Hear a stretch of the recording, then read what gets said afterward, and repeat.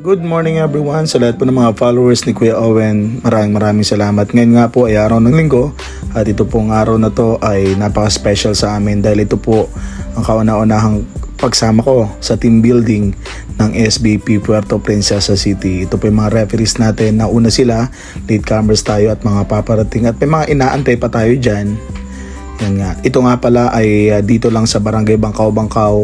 Dito tayo magpo-floating cottage daw tayo. So, first time ko rin itong makasama sa ganito at the first time ko rin makaabot sa lugar na to.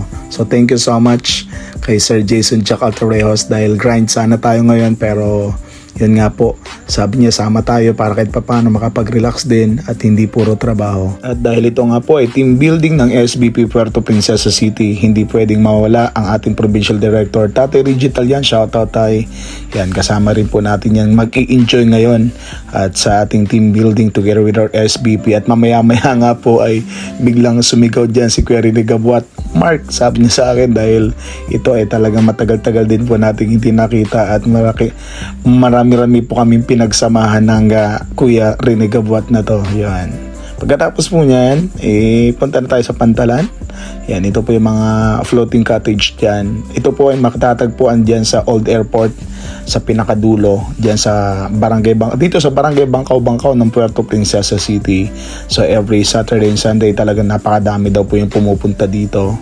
At baka akala nyo mahal po, no? So saktuhan lang ka talaga mag-i-enjoy ka dahil yung mga cottages po dito, yung 5 to 9 person sa isang cottage or floating cottage na to ay worth 1,000. Tapos yung medyo malaki ay 2,000 at yung pinakamalaki ay 3,000 pesos pero napakarami na po nun. Marami nang pwedeng sumakay doon, marami nang mag-i-enjoy buong pamilya. Kaya kung buong pamilya banding kailangan nyo at gusto nyo, dagat ang gusto nyo, punta na kayo dito sa dulo lang ng Old Airport ito ng Puerto Princesa City, Barangay Bangkaw. At isa po sa nakita natin maganda dito, wala pong entrance fee o walang registration fee ang papasok dito. Ang babayaran nyo lang ay yung floating cottage na sasakyan nyo. So bumalik na tayo sa taas dahil paparating pa lang sina Sir Jack Altorejos, dala ng mga ibang handa pang natitira. At pinalipat din yung mga motor namin dyan dahil nag-wrong parking kami ni Sir Alves. While waiting at nag-attendance or nag-logbook yung ating mga kaibigan. Shoutout din kay Ma'am Chloe, ang ating Secretary General ng SBP Palawan. Thank you so much.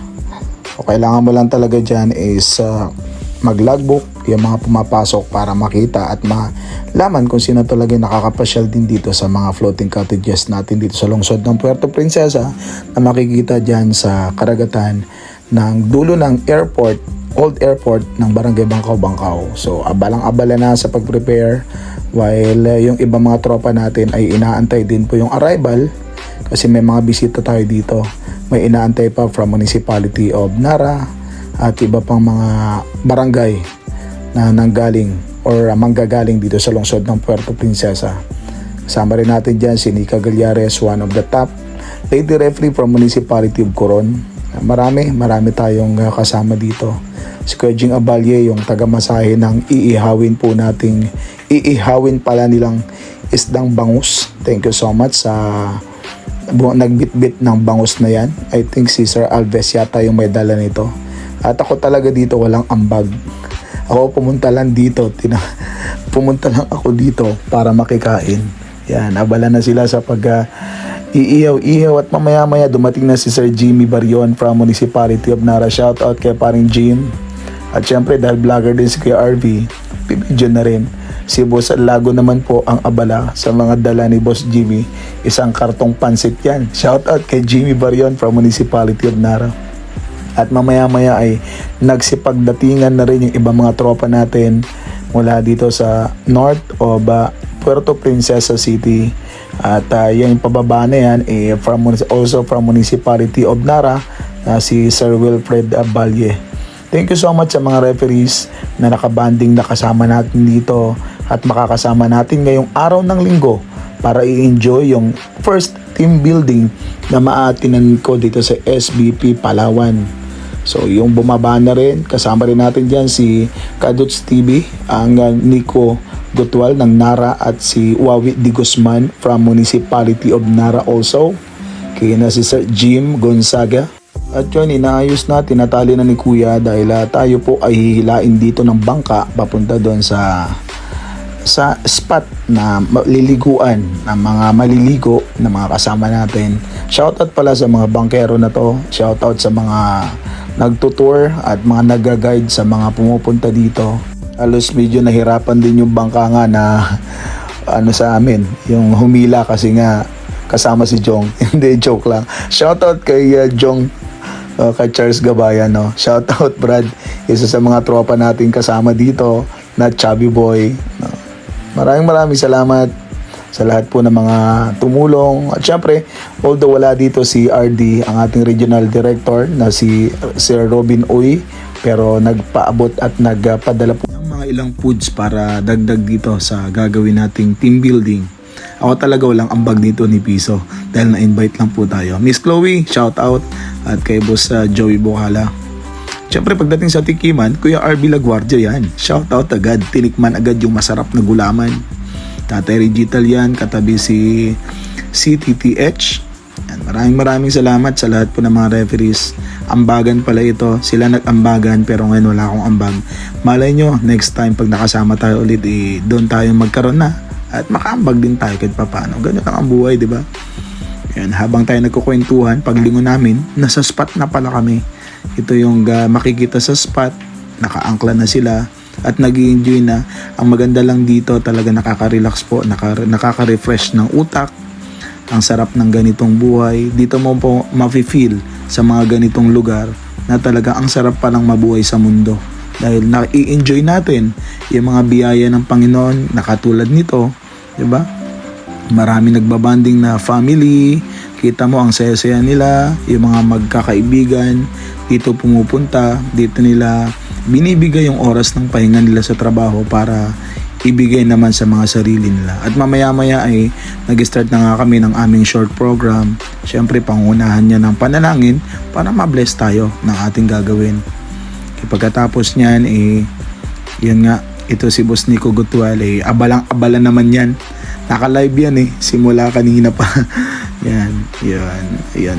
Isa-isa pala tayo nagsalita dyan at ito na videohan ko yung pagdating na kay Boss Joey Menda na talagang kala mo laging joke lang yan pero this time seryoso. At ginawa naman to ni Sir Jack, headed by Regional Technical Head na si Sir Jason Jack Altarejos, para ibig sabihin marinig yung bawat isa kung ano talaga.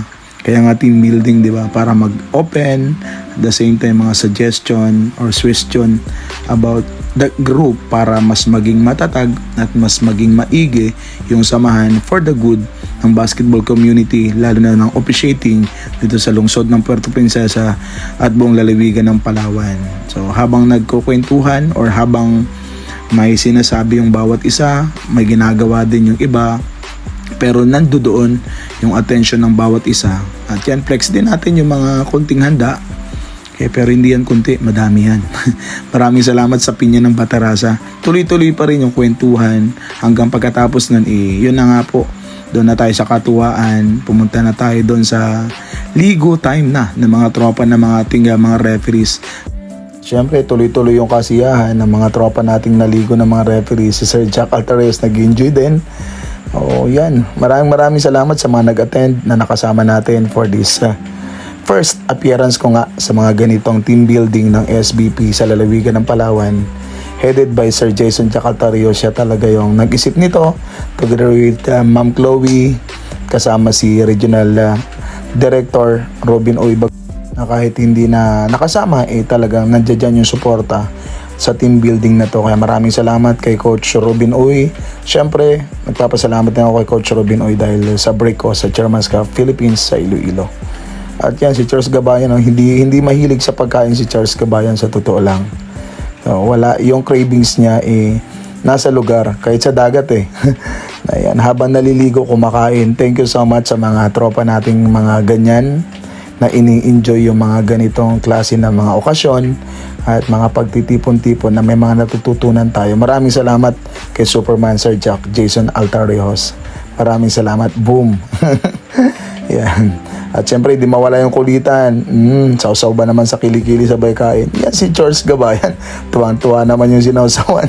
Si Boss RB Laguardia. No, may marami tayong marami silang ginawang gimmick habang naliligo. Pero hindi tayo naligo dyan. Dahil meron tayong kunting iniinda pa din. Kaya hindi tayo nakaligo. Diba? So, yun lang. Maraming salamat. Ito po yung team building ng SBP Puerto Princesa City at nagpapasalamat ako for being part. Maraming salamat syempre kaya tayo ay barker lang, table officials, pero niyayakap tayo. Ganon magmahal yung SBP Puerto Princesa City dahil yan sa pag-lead ni Sir Jason Jacotareos, sa paggabay ni Tate Reggie Talian, siyempre yung ating RD, Regional Director na si Sir Robin Uy, at sa pag-assist ni Ma'am Chloe at the rest ng mga veteran natin mga referees dito sa lungsod ng Puerto Princesa. Maraming hindi naka-attend, maraming hindi nakapunta. Sana soon makita-kita tayo. Hindi makawala yung kulitan ng medyo nag-dirty dance itong si Boss Joey Menda natin while ini-enjoy yung karagatan. So maraming salamat sa mga makapanood nito. Pasensya na kayo sa voice over natin kasi hindi tayo masyadong sanay. Announcer tayo sa game but hindi tayo sanay na magvo-voice over sa mga ganito. Pero simulan na muna natin yan. Sisimulan na natin na laging mag-voice over para matutunan natin ng maayos at i-enhance po natin. Big shoutout sa mga tropa nating solid followers ni Kuya Owen. Maraming salamat at yan lang po. Ingat po tayong lahat. God bless us all.